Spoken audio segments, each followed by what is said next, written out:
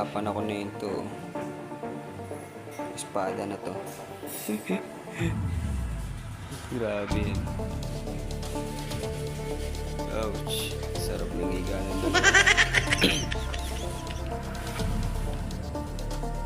stress na. Daling araw.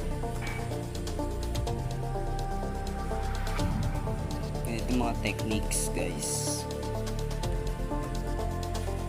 Kailangan mo ng tiyaga. Tiyaga sa ulo. Tiyaga na magpapasakit ng ulo mo. Yan o. Diba? Nalobat yung ano ko.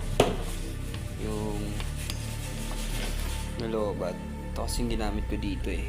Ding ding ding ding ding. Nalobat ah.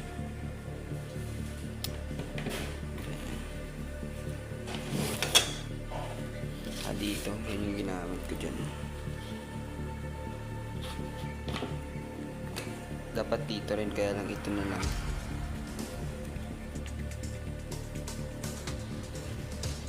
Mano-mano, siyam-siyam. Anak ng teteng. Wanna see the finished product? Eto na. Ito na, finished product. Oops. Dano? Sabi ko sa inyo, sulit. So, ayun yung kamay. Ito sa tuhod.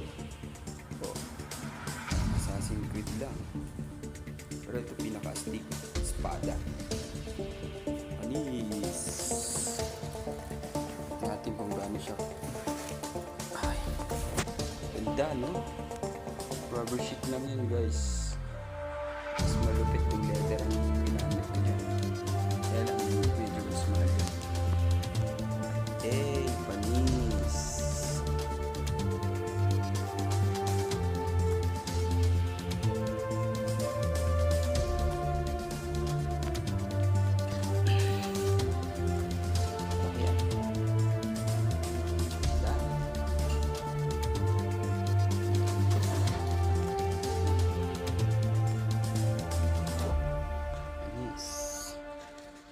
Panis sa arm.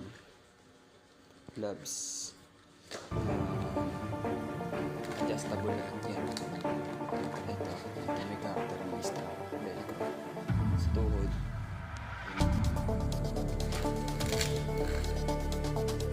Panis.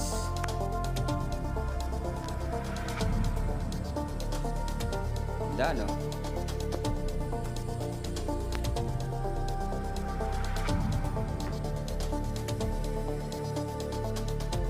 Pinagtyagaan lang natin yan. Details na yan.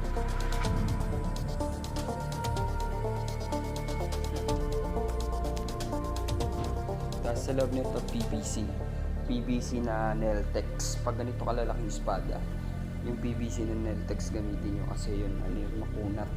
Hindi siya napuputol. Hindi katulad ng ordinary PVC lang. Kahit hindi nyo palamanan ng bakal yan. Matibay yan. Ay, tasin nyo.